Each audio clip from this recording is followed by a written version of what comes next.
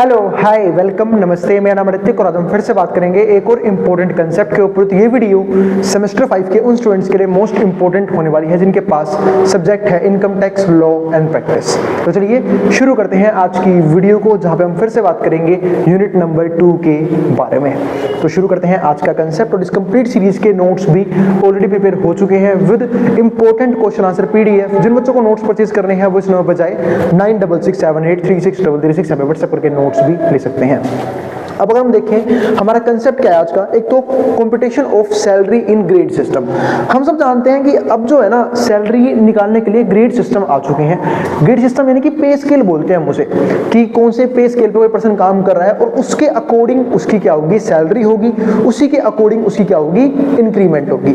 और किस पे स्केल पे यानी कि पे ग्रेड पे कितनी सैलरी है वो डिपेंड करता है फाइनेंस कमीशन के अकॉर्डिंग। जैसे आप सब जानते हो कि जो 8th फाइनेंस कमीशन आने वाला है उसके अकॉर्डिंग जो सैलरी है वो क्या होगी, लोगों की बढ़ जाएगी, खासकर गवर्नमेंट ऑफिसर्स की, है ना।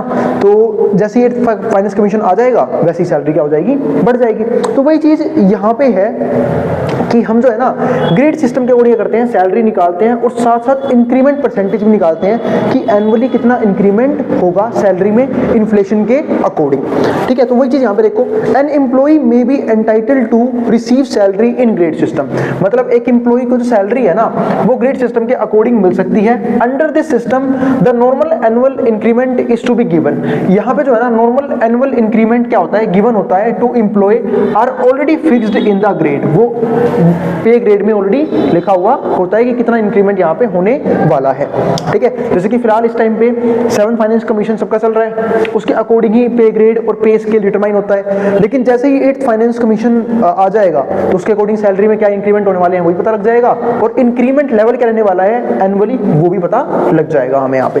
ठीक है, तो ये तो हो गया ग्रेड सिस्टम के बारे में एक सिंपल सा टॉपिक कि सैलरी कैसे ग्रेड सिस्टम के अकॉर्डिंग डिटरमाइन की जाती है। ठीक है, और जितना अच्छा ग्रेड लेवल रहेगा और जितना ज्यादा पे ग्रेड रहेगा सैलरी भी उतनी ही ज्यादा रहेगी, है ना। तो अब यहाँ पे समझते हैं अगली चीज, वो क्या, different forms of salary and taxability. यानी कि सैलरी की अलग फॉर्म्स हमें समझनी होंगी और उसकी टैक्सेबिलिटी समझनी होंगी, जो हम इस वीडियो में डिस्कस नहीं करने वाले हैं। तो बात भी हमने टॉपिक डाला क्यों, मैं समझा रहा हूँ। इस टॉपिक के लिए ना आपको टेबल समझनी पड़ेगी कि सैलरी की अलग फॉर्म्स क्या होती हैं, क्या उस पर टैक्स लगाया जाएगा या टैक्स नहीं लगाया जाएगा। सेम ऐसे ही अलाउंसेस की अलाउंसेस कौन कौन से हैं और कौन कौन से अलाउंसेस टैक्स एग्जम्पशन के अंदर आते हैं और कौन कौन से अलाउंसेस उन पर टैक्स लगता है, तो वो सब हम यहाँ पे देखने वाले थे। ठीक है, तो इसकी जो वीडियो है ना वो मैं आप लोगों को स्क्रीन रिकॉर्डिंग की फॉर्म में दूंगा, क्योंकि टेबल से स्टडी करना था। अगर मैं ऐसी वीडियो बनाने लगे तो बहुत लेंथी वीडियो बन जाएगी, तो इसके लिए मैं एक ना PDF से पढ़ा दूंगा आपको ये वीडियो पूरी की पूरी।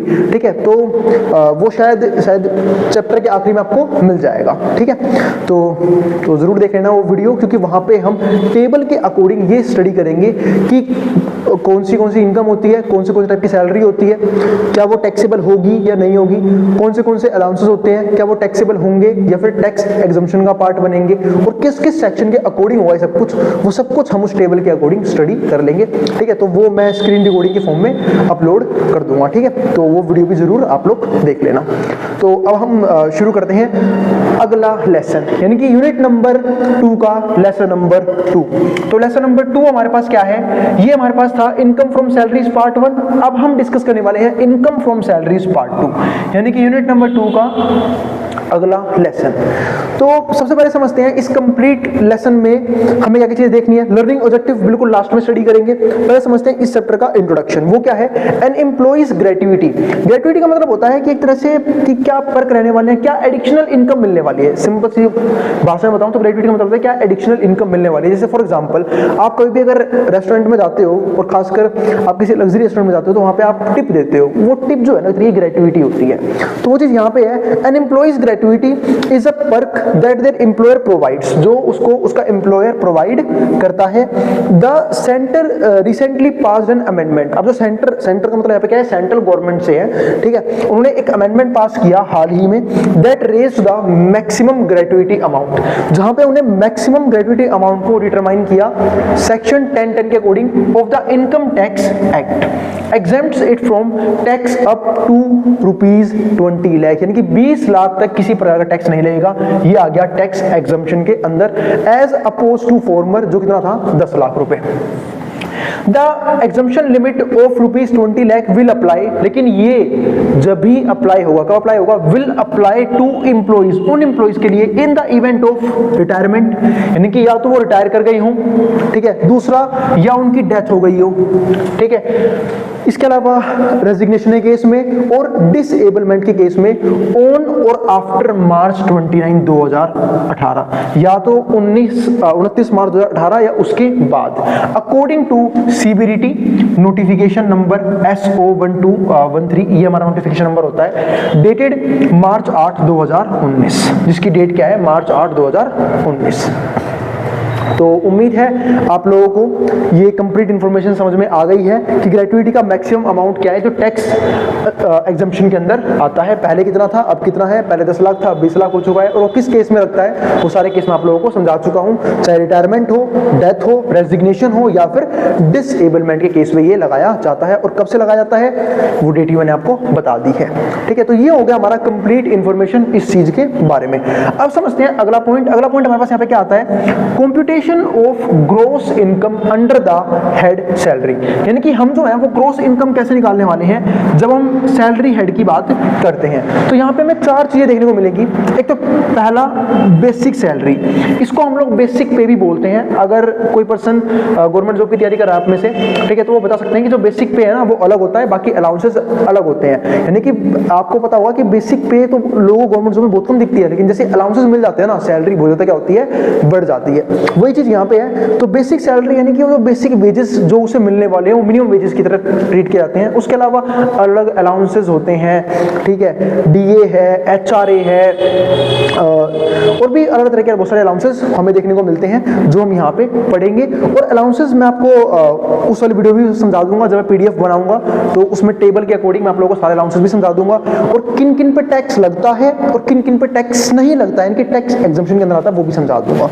तो ये तो हो गई बेसिक सैलरी, यानी कि सैलरी में एक पार्ट तो आएगा बेसिक सैलरी का, दूसरा क्या आएगा, profit in lieu of salary, यानी कि सैलरी के अलावा कुछ प्रॉफिट मिल गया वो आएगा, ठीक है। इसके अलावा परक्विजाइट, अब ये क्या होता है कि एडिशनल कुछ बेनिफिट्स मिल रहे हैं क्या, जिसको क्या बोलते हैं, non monetary benefits. For example medical treatment हो सकता है, क्योंकि देखो मेडिकल ट्रीटमेंट भी तेरे का बेनिफिट ही तो है। अगर मान लेते हैं कोई इंप्लॉयर आपको मेडिकल बेनिफिट नहीं दे रहा है या फिर किसी पर्सन को मेडिकल बेनिफिट नहीं दे रहा है तो कहीं और जाके इलाज करवाएगा, वहां उसके पैसे लेंगे, वो पैसे उसके बच गए, तो वो भी क्या है, नॉन मॉनेटरी बेनिफिट है। या फिर क्वार्टर दे रखा है, ठीक है, हाउस प्रॉपर्टी दे रखी है रहने के लिए, तो भाई वो भी तरह क्या है, ठीक है, एक बेनिफिट ही है। तो एडिशनल बेनिफिट जो भी होते हैं ना वो किसका पार्ट बनते हैं, परक्विजाइट का। और इनकम थ्रू प्रोविडेंट फंड, और जो इनकम प्रोविडेंट फंड से आ रही है वो भी किसका पार्ट बनेगा, हमारे पास यहाँ पे सैलरी का पार्ट बनेगा। अब इनकम थ्रू प्रोविडेंट फंड, हम सबको पता है भाई जो प्रोविडेंट फंड है उसमें पैसा इकट्ठा होता रहता है। एक तो होता है एम्प्लॉय कंट्रीब्यूशन, एक होता है एम्प्लॉयर कंट्रीब्यूशन। जैसे फॉर एग्जांपल आपको पता होगा कि जो गवर्नमेंट जॉब की फुल सैलरी होती है, ठीक है, उसमें से भी कुछ पैसे कट जाते हैं, कटने के बाद ही बैंक अकाउंट में आते हैं। जैसे फॉर एग्जांपल अगर मान लेते कोई 4600 ग्रेड पे है या फिर 4800 ग्रेड पे है, तो उसके 7-8 हज़ार रुपए ना मंथली कट जाते हैं। सिर्फ वो कहाँ इकट्ठा होते रहते हैं, प्रोविडेंट फंड में। और उसमें 2 तरह का कंट्रीब्यूशन होता है, एक होता है सेंट्रल गवर्नमेंट का कंट्रीब्यूशन या फिर गवर्नमेंट का कंट्रीब्यूशन, दूसरा कंट्रीब्यूशन होता है उस पर्सन का कंट्रीब्यूशन जो उसकी सैलरी से कट गया। सेम ऐसे जब कोई आम एम्प्लॉय किसी प्राइवेट सेक्टर में काम कर रहा होता है, जब उसका पीएफ कटता है तो उसमें भी 2 तरह के कंट्रीब्यूशन होते हैं, एक उसकी सैलरी से कटा पैसा वो इकट्ठा होता रहेगा, दूसरा जो एम्प्लॉयर है उसका कंट्रीब्यूशन जाएगा। तो दोनों पैसे जो है ना वो ऐड ऑन होते रहेंगे, और जब वो उसमें से पैसे निकालेगा अपनी फाइनेंशियल नीड के लिए, किसी भी फाइनेंशियल क्रंच की वजह से, तो वो जो आएगा ना वो किसका पार्ट बनेगा, इनकम थ्रू प्रोविडेंट फंड। तो ये 4 जो है ना हमारे किसके अंदर आते हैं, सैलरी हेड का पार्ट यहाँ पे बनते हैं।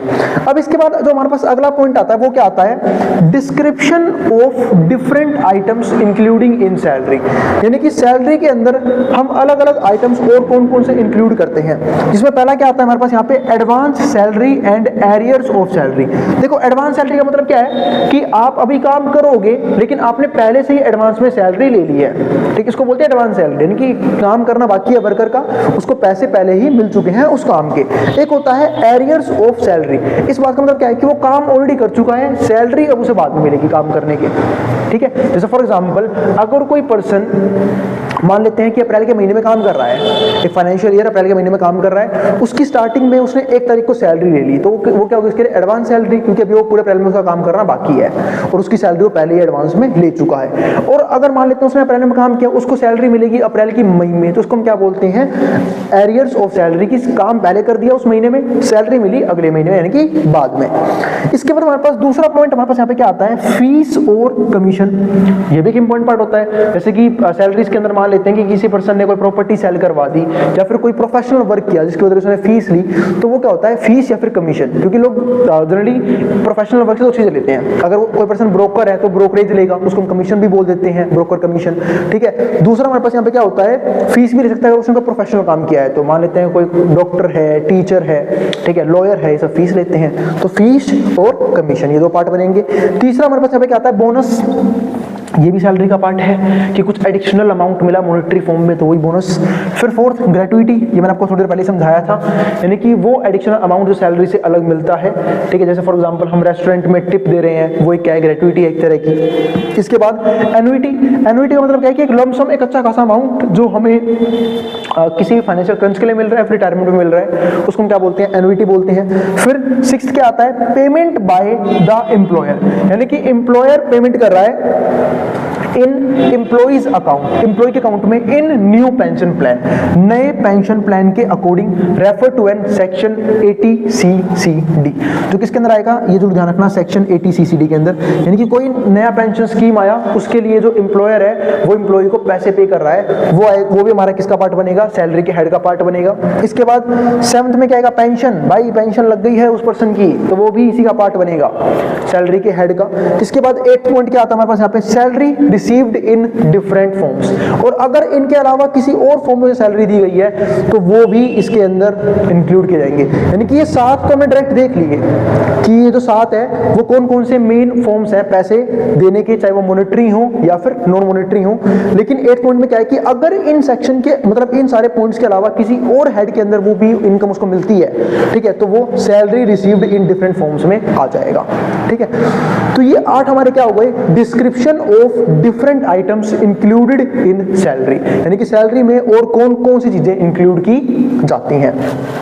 इसके बाद अब आ जाते हैं लर्निंग ऑब्जेक्टिव्स के। ऑब्जेक्टिव में 2 में पढ़ रहे हैं चैप्टर के अंदर, 2 लर्निंग ऑब्जेक्टिव हैं और 2 कौन कौन से हैं। पहला हमारे पास क्या आता है, demonstrate enhanced reasoning skills with data, यानी कि जब हम रीजनिंग स्किल्स को गेन करते हैं with data, graph, statistics and spatial correlations to be in line with organizational need, ठीक है, कि ताकि हम ऑर्गेनाइजेशनल नीड को फुलफिल कर पाए। The pay structure should be adaptable, और पे स्ट्रक्चर इस तरह का होना चाहिए जो अडेप्टेबल हो, यानी कि लोग उसे समझ पाएं, अडेप्ट कर पाएं, adaptable enough to accommodate changes as they occur. और यही नहीं, उनमें फ्लेक्सिबिलिटी भी होनी चाहिए, यानी कि अगर हमें कुछ चेंजेस करने हैं पे स्ट्रक्चर में तो चेंजेस भी कर पाएं।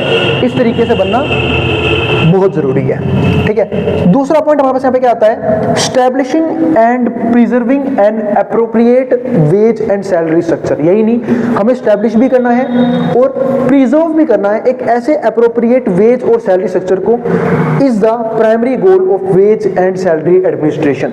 यानी कि जिन भी एडमिनिस्ट्रेशन के अंदर हम वेज एंड सैलरी को डिटरमाइन करते हैं, वो एक इजी स्ट्रक्चर होना चाहिए ताकि लोगों को इजीली समझ में आ जाए और लोग इजीली उसे जो है अडेप्ट भी कर पाए और फ्लेक्सिबल भी रहे कि अगर फ्यूचर में कुछ चेंजेस करने हैं तो वो चेंजेस हम वहाँ पे कर पाएंगे। ये 2 मेन हमारे पास यहाँ पे क्या है, लर्निंग ऑब्जेक्टिव है जो हमें इस चैप्टर में करने हैं, स्टडी करने हैं, ठीक है। तो जैसे कि हम पढ़ रहे हैं चैप्टर कौन सा, इनकम फ्रॉम सैलरीज पार्ट 2, तो इससे बिल्कुल ध्यान से कवर करते चलना, क्योंकि इनकम फ्रॉम सैलरी पार्ट 1 में हमने बेसिक बात की थी इनकम के बारे में, सैलरीज के, इनकम फ्रॉम सैलरीज के बारे में, ठीक है। अब थोड़ा सा हम और डीप में जानने वाले हैं। अभी भी फिर बोल रहा हूँ, एक टॉपिक रह गया है जहां पे मैंने अब तक ये नहीं सिखाया कि आप लोगों को जो अलग अलग सैलरी हेड्स हैं उनमें से कौन से टैक्सेबल होते हैं और कहां पे हमें एग्जम्पशन का बेनिफिट मिल सकता है और किस हद तक मिलेगा और किस सेक्शन के अकॉर्डिंग होगा। उसके लिए मैं फिर बोल रहा हूँ एक स्क्रीन रिकॉर्डिंग डाल दूंगा, क्योंकि अगर वो टेबल में पढ़ाना शुरू करता तो काफी लंबी हो जाती, इसलिए मैंने उसके एक सेपरेट वीडियो बना दी है, वो आपको मिल जाएगी, ठीक है। उसका लिंक मैं अब आई टैब पे भी लगा दूंगा, ठीक है, तो वहां से भी आप ले सकते हो वीडियो।